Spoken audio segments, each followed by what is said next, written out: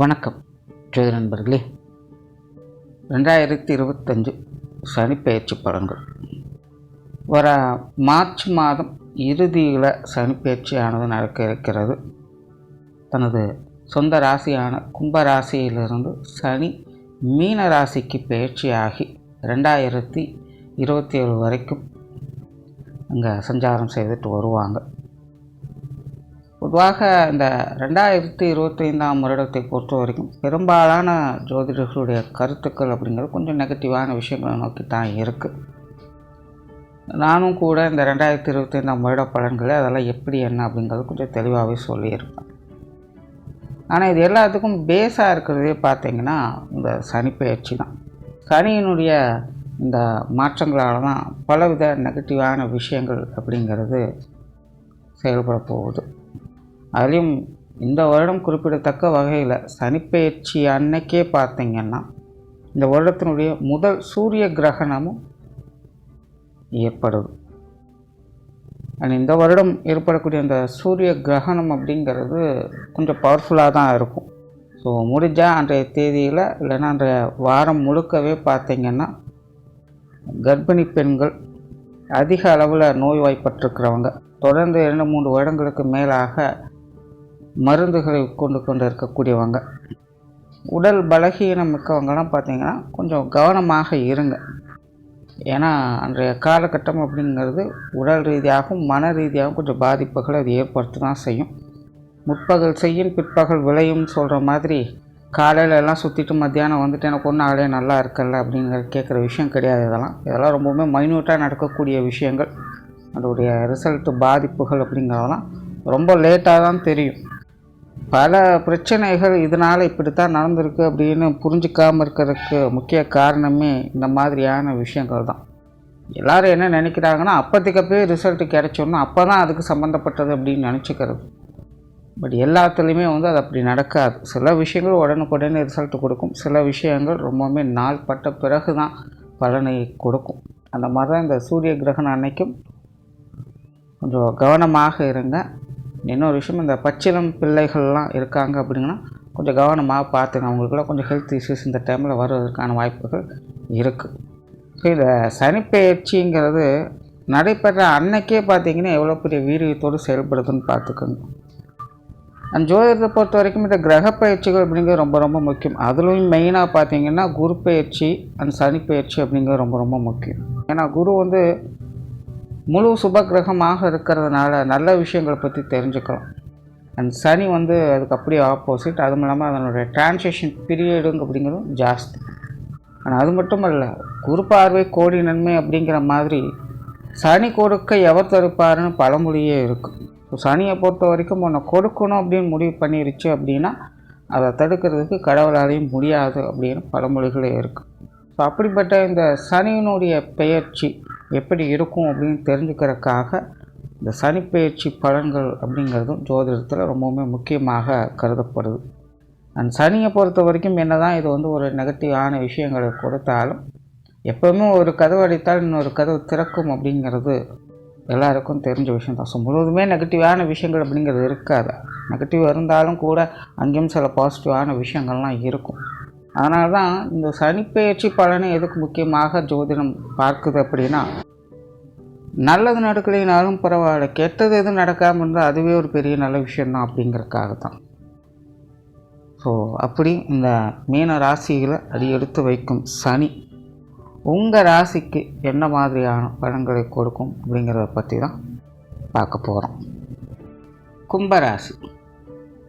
கும்பராசிக்கு ராசி அதிபதியாகவும் 12ஆம் அதிபதியாகவும் வரக்கூடிய சனி இனி உங்களுடைய ராசிக்கு 2ஆம் இடத்துல அடுத்த 2.5 வருட காலங்கள் சஞ்சாரம் செய்துட்டு வரும். கும்பராசிக்காரங்களுக்கு ராசி ரீதியாக இப்போ 7 சனிங்கிறது நடந்துக்கிட்டு இருக்குது. அந்த 7 சனியில் கடைசி பாகமான பாதச்சனி அப்படிங்கிற காலத்தை நெருங்கிக்கிட்டு இருக்காங்க. ஸோ அடுத்த 2.5 வருட காலங்கள் ராசி ரீதியாக இது உங்களுக்கு ஒரு பாதச்சனியாக இருக்கும். பொதுவாக இந்த 7 சனி காலங்களில் பாதச்சனி அப்படிங்கிறது பெருசாக பாதகம் எதுவும் பண்ணாது அப்படின்னு சொல்லுவாங்க. ஆனால் இது எல்லா ராசிகளுக்கும் பொருந்தாது, ஒரு சில ராசிகளுக்கு மட்டும்தான் பொருந்தும். அதில் கும்பராசி அப்படிங்கும்போது இது கொஞ்சம் தலைகளாகத்தான் வேலைச்சு. ஏன்னா ராசி அதிபதியாகவே சனிதான் இருக்கிறார். தவிர போக அதிபதி 12ஆம் அதிபதியாகவும் உங்களுடைய ராசிக்கு அவர் தான் இருக்கிறாங்க. ஆக 7.5 சனி அப்படிங்கிறது 3 பாகங்களாக இருக்கும். 2.5 வருடங்களாக அது வரும். அதில் முதல் 2 பாகங்கள் சனிக்குரியதாகவே இருக்கும் இந்த கும்பராசிக்காரங்களுக்கு. அதனால் இந்த முதல் பகுதிகளில், மத்திய பகுதிகளில் சனியுடைய பாதிப்பு அவ்வளவாக இருக்காது. சுட்டாலும் பொண்ணு தான் அப்படிங்கிற மாதிரி வாழ்க்கையில் கஷ்ட நஷ்டங்கள் இருந்தாலும் உங்களுடைய நிலைகள் வெற்றியை நோக்கி தான் இருக்கும். உங்களுடைய தேவைகள் நிறைவேறி கொண்டு தான் இருக்கும். மெயினாக இந்த 7.5 சனி அஷ்டமச்சனி காலகட்டங்களில் தான் கும்பராசிக்காரங்களுக்கு அவங்களுடைய வாழ்க்கையில் மாறுதல்கள், முன்னேற்றங்கள் போன்ற விஷயங்கள்லாம் நிறைய நாட்களாக அவங்க எதிர்பார்த்திருக்கக்கூடிய விஷயங்கள், வாழ்க்கைக்கு தேவையான சில முக்கியமான காரியங்கள் அப்படிங்கிறதெல்லாம் இந்த 7.5 சனி காலகட்டங்களில் தான் அவங்களுக்கு பூர்த்தி அடையவே செய்யும். நிறைய பேருக்கு இந்த காலகட்டங்கள்லாம் புதிய வேலை வாய்ப்புகள், தொழில் வாய்ப்புகள், வீடு வாகன அமைப்புகள், அவங்களுக்கான திருமண காரியங்கள், குழந்தைகளுக்கான திருமண காரியங்கள் அப்படின்னு லைஃப்பில் அவங்களுடைய வயது நிலைகளுக்கு ஏற்ப ஒரு அப்கிரேடேஷன் மாதிரியான சில விஷயங்கள், அடிப்படை தேவைகள் பூர்த்தடையக்கூடிய சமாச்சாரங்கள் அப்படிங்கிறதெல்லாம் இந்த 7.5 சனி காலகட்டங்களில், அதுவும் முக்கியமாக இந்த முதல் 2 பாகங்களுக்குள்ள தான் நடைபெற்று வரும் இந்த கும்பராசிக்காரங்கள். பட் ராசி ரீதியாக என்னதான் இருந்தாலும் இது 7.5 சனி அப்படிங்கிறதுனால லைஃப்பில் ஒரு அப்கிரேடேஷன் இருக்கும். ஆனால் மனசில் திருப்திங்கிறது இருக்காது. ஏன்னா நிறைய மாற்றங்கள் இருக்கும். எது சரி தவறுன்னு புரியாது, குழப்பமாக இருக்கும். என்னடா நினச்சி இவ்வளோ நாள் சும்மா இருந்தோம், எல்லோரும் நம்மளை பார்த்துட்டு இருந்தாங்க, ஆனால் இப்போது ஒரு லெவலுக்கு நம்ம வந்துட்டோம், நம்மளை யாருமே கண்டுக்க மாட்டேங்கிறாங்க, ஏருக்கு மாறாக பேசிக்கிட்டு இருக்கிறாங்க, எல்லா விஷயங்களும் ஆப்போசிட்டாக போய்கிட்டு இருக்கே அப்படிங்கிற மாதிரியான ஒரு குழப்ப நிலைகளுக்கு இந்த காலகட்டங்களில் தள்ளுறோம். சரி, 7.5 சனியோட தாக்கம் அப்படிங்கிறது மன ரீதியாக ஒரு குழப்ப நிலைகளுக்கு தான் அதிகம் கொண்டுட்டு போகும். ஏன், எதுக்கு, எப்படி அப்படிங்கிறத தான் அதிகமாக யோசிப்பாங்க. மற்றவங்களுக்கெல்லாம் கஷ்டகாலமாக இருக்கும், ஒன்றும் செய்யவே முடியாது, வாழ்க்கையில் என்ன நினச்சாலும் பிளான் போட்டாலும் அது வேலையே செய்ய முடியாத அளவுக்கு பிரச்சனைகளை கொடுத்துக்கிட்டு இருக்கும். ஆனால் கும்பராசிக்காரங்களுக்கு அப்படி இல்லை. அப்போ தான் முக்கியமான காரியங்கள் அப்படிங்கிறதெல்லாம் அவங்களுக்கு சிலருக்கெல்லாம் முயற்சி பண்ணாமலே கைகூடுவதற்கு கூட அந்த டைமில் வாய்ப்புகள் இருக்கும். சுயஜாதக அடிப்படையில் ரொம்ப நாள் ஆசைகள்லாம் அந்த காலகட்டங்களில் அவங்களுக்கு பூர்த்தி ஆகும். ஸோ இது வந்து கும்பராசி குறித்தான ஒரு ஸ்பெஷல் அப்படின்னு சொல்லலாம். பொதுவாக கும்பராசினோட அமைப்பே பார்த்திங்கன்னா கொடுத்து கெடுக்கும் அப்படிங்கிற நிலைகளாக தான் இருக்கும். ஸோ முதல்ல அவங்களுக்கு கிடைச்சிடும், அப்புறம் தான் அதில் பிரச்சனைகள் அப்படிங்கிறத பார்ப்பாங்க. ஸோ அப்படி தான் இந்த 7.5 சனி காலகட்டங்களிலும் அவங்களுக்கு விஷயங்கள், காரியங்கள் ஆனது மாறி மாறி போய்கிட்டு இருக்கும். அப்போ இப்போது 7.5 சனியோட கடைசி பாகமான பாதச்சனி அப்படிங்கிற காலகட்டம். ஸோ இப்போ தான் அவங்க வந்து கொஞ்சம் கவனமாக இருக்கும். ஏன்னா முதல் 5 வருடங்கள் அப்படிங்கிறது எப்படியும் சமாளிச்சிட்டிங்க. ஆனால் கடைசி கட்டத்தில் இப்போ சனி தன்னுடைய சொந்த வீட்டை விட்டு வேறு இடத்துக்கு போகிறாங்க. அப்படிங்கும்போது சனியினுடைய முழு வீரியம் அப்படிங்கிறது நடைபெறும். இந்த 5 வருடங்களாக உங்களுடைய வாழ்க்கையில் நடந்த மாற்றங்கள் எல்லாம் உங்களுக்குரியதா இல்லையா அப்படிங்கிறது அடுத்த 2 வருடத்தில் நீங்கள் பார்த்துக்கலாம். இதெல்லாம் சரியாக தவறா, இதெல்லாம் எந்த அளவுக்கு உங்களுக்கு ஒத்து போகும், ஒத்து வராது அப்படிங்கிற மாதிரியான பல கேள்விகளுக்கு அடுத்த 2 வருட காலங்கள் உங்களுக்கு பதில் சொல்லும். பொதுவாக இந்த பாதச்சனி காலங்களில் சனி விட்டுட்டு போகும், கொடுத்துட்டு போகும்னு சொல்லுவாங்க. மேலே கும்பராசிக்காரங்களுக்கும் அப்படி தான். இந்த 2 வருட காலங்களில் உங்களுக்கு என்ன கொடுக்குதான் அதுதான் இனி அடுத்த உங்களுடைய வாழ்க்கையின் நிலைப்பாடுகள். இதை வைத்து தான் இனி உங்களுடைய வாழ்க்கையில் என்னென்ன மாதிரியான நிலைகள்லாம் வரும், நீங்கள் என்னென்ன மாதிரியான விஷயங்கள்லாம் ஈடுபடுவீங்க அப்படிங்கிறதெல்லாம் நிர்ணயம் பண்ண போகுது. அதனால் மற்ற ராசிகளுக்கு இந்த பாதச்சனி அப்படிங்கிறது பெருசாக எந்த ஒரு இதுவும் கிடையாது. அதை பொறுமையாக இருந்தால் போதும் அப்படிங்கிறது தான் நிலை. ஆனால் கும்பராசிக்காரங்களுக்கு இந்த பாதச்சனி காலம் அப்படிங்கிறது கவனிக்கப்பட வேண்டிய ஒன்று. அசால்ட்டாக இருக்காதீங்க. கிடைத்ததை தக்க வைத்து கொள்வதற்கான காலகட்டம் இது. எதிலும் கவனக்குறைவாக இருக்காதீங்க. ஏன்னா சனியினுடைய முழு வீரியம் அப்படிங்கிறது இப்போ தான் வெளிக்காட்ட ஆரம்பிக்கும். இது வரைக்கும் உங்களுடைய ராசிக்குள்ளே ஒரு ராசிநாதனாகவும் இருந்து செயல்பட்டதுனால அதில் பெருசாக பாதிப்புகளும் இருக்காது, நல்லதும் சேர்த்து தான் கொடுத்துட்ருப்பாங்க. ஆனால் சனியினுடைய இயல்பு கர்ம பலனை கொடுக்கறது தான். எப்பேற்பட்ட சூழலும் ஏதோ ஒரு காலத்தில் அவங்கவுங்க கர்மாங்களுக்கு உண்டான பலனை கட்டாயம் கொடுத்து விடக்கூடிய தன்மை அவர் ஒருத்தருக்கு தான் இருக்குது. ஸோ இப்போ உங்களுடைய ராசியை விட்டு மாறுறாங்க அப்படிங்கிறது சனிக்கு ஒரு ப்ளஸ். அது உங்களுக்கும் உங்களுடைய வாழ்க்கை நிலை என்ன அப்படிங்கிறது புரிய வச்சிடும். கும்பராசிக்கு இது வந்து நெகட்டிவான விஷயங்களாக சொல்லப்படலை. வாழ்க்கையில் சில தருணங்கள் நமக்கு பிடித்தாலும் பிடிக்காவிட்டாலும் முக்கியமாக கவனிக்கப்பட வேண்டிய ஒன்றாக இருக்கும். அப்படிப்பட்ட ஒரு காலகட்டமாக இது உங்களுக்கு இருக்கும் அப்படிங்கிறது தான் சொல்கிறேன். தவிர இந்த வருட அமைப்பே பார்க்கும்பொழுது ராசி ரீதியாக கும்பராசிக்காரங்களுக்கு சுப கிரகங்கள் முழு சுபத்தன்மையோடு வேலை செய்யும், அசுப கிரகங்கள் முழு அசுபத்தன்மையோடு வேலை செய்யும். அதாவது அந்தந்த கிரகங்கள் அவங்களுடைய நிலைகளில் முழுமையாக செயல்படுவதை பார்க்க முடியும். அதனால் கும்பராசிக்காரங்க கொஞ்சம் விழிப்புணர்வோடு இருந்து வர்றது நல்லது. நார்மலாக 2ஆம் இடத்துல சனி வரும்பொழுது பார்த்திங்கன்னா பொறுமை, நிதானம், அமைதி அப்படிங்கிறது ஏற்படும். நாவடக்கம் தேவைப்படக்கூடிய ஒரு காலகட்டமாக இருக்கும். அவசரப்பட்டு எந்த ஒரு வாக்குறுதிகளையும் கொடுத்துடாதீங்க. அதே போல் உடன் இருப்பவங்ககிட்டயே வாய் தவிர ஏதாவது விஷயங்களை சொல்லிடாதீங்க. ஏன்னா 2ஆம் இடத்துல சனி இருக்கும்போது நல்லது சொன்னாலும் மற்றவங்க காதுகளுக்கு போய் ரொம்ப கெட்டதாக தான் தெரியும்.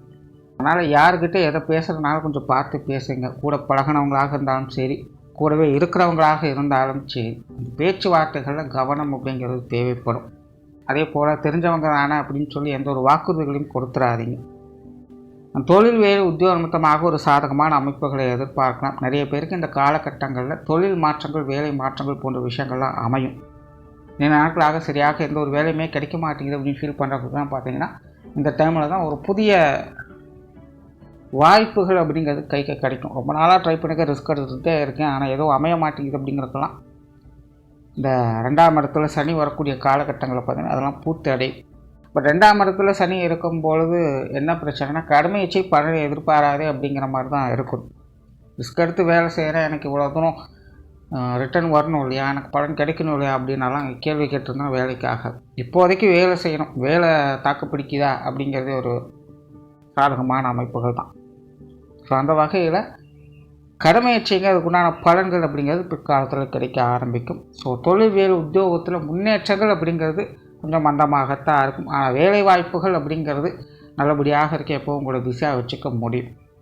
அண்ட் பொருளாதார ரீதியாகவும் பார்த்தீங்கன்னா சில பிரச்சனைகள் அப்படிங்கிறது சால்வ் ஆகும். அதாவது அந்த கடன் சுமைகள், பிரச்சனைகள், கடன்களால் ஏற்பட்ட பிரச்சனைகள், கொடுக்கல் வாங்கல் விஷயங்களால் ஏற்பட்டு வந்த மனஸ்தாபங்கள், இதெல்லாமே பார்த்திங்கன்னா இந்த காலகட்டங்களில் சரியாகும்.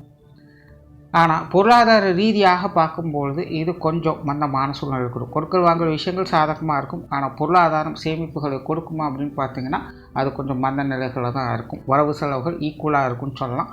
மெயினாக இந்த காலகட்டங்களில் விரயங்கள், குறிப்பாக குடும்பத்துக்கான விரயங்கள் அப்படிங்கிறது அதிகரிக்கக்கூடிய ஒரு காலகட்டம் அப்படின்னு சொல்லலாம். குடும்பத்துக்குள்ளே சுப விசேஷங்கள், சுப காரியங்கள் போன்ற அமைப்புகள் கூட இந்த காலகட்டங்களில் ஏற்படும். முக்கியமாக இந்த திருமண அமைப்புகள், புத்திரவாக்கிய அமைப்புகள்லாம் கும்பராசிக்காரங்களுக்கு ரொம்பவுமே சிறப்பாக வேலை செய்யும். ஸோ சுப விரயங்கள் அப்படிங்கிற இந்த காலகட்டங்கள் தவிர்க்க முடியாததாக இருக்கும். உங்களுக்கு தேவையான முக்கியமான பொருட்கள் வாங்குவீங்க, வீட்டுக்கு தேவையான சில முக்கியமான பொருட்களை வாங்குவீங்க. சிலரெல்லாம் வீடு வாகனங்களை கூட வாங்கி மகிழக்கூடிய அமைப்புகள், அந்த அசட் சம்மந்தப்பட்ட விஷயங்களில் ஒரு மாற்றங்கள் அப்படிங்கிறது ஒரு சாதகமான நிலைகளில் ஏற்படும். ஏதோ ஒரு வகையில் பொருட்சேர்க்கைகள் அப்படிங்கிறது உங்கள் கைக்கு வந்து சேரும். பொதுவாக 2ஆம் இடத்துல இருக்கும் பொழுது பொருளாதாரம் அப்படிங்கிறது கொஞ்சம் மந்த நிலை கொடுக்கும், ஆனால் சொத்து சுகங்கள் வகையில் நல்ல மாற்றங்களை கொடுத்துரும். ஸோ அந்த வகையில் சாதகமான அமைப்புகளை எதிர்பார்க்க முடியும். பட் சுப விரயங்கள் அதிகம் இருக்கிறதுனால இந்த காசு பண்ண விஷயங்கள், கொடுக்கல் வாங்கல் விஷயங்கள், வரவு செலவு சம்மந்தப்பட்ட விஷயங்கள் எல்லாத்துலேயும் கொஞ்சம் கவனமாக இருங்க. குடும்ப விஷயங்கள், காரியங்களில் ஒற்றுமை அப்படிங்கிறது அதிகரிக்கும். பட் குடும்ப விஷயங்கள், காரியங்கள்னு வரும்போது கொஞ்சம் தேவையில்லாத டென்ஷன், அலைச்சல்கள் அதிகமாக இருக்கும். எதையும் எடுத்தவங்க ஒருத்தம் செய்ய முடியாது. எல்லாத்துலேயுமே பொறுமை, நிதானம் அப்படிங்கிறது அதிகமாகவே தேவைப்படும். குறிப்பாக இந்த காலகட்டங்களில் கணவன் மனைவி உறவுக்குள்ள மனஸ்தாபங்கள் அப்படிங்கிறது கொஞ்சம் அதிகமாகும். அதாவது முரண்பட்ட கருத்துக்கள் அப்படிங்கிறது அதிகரிக்கும்.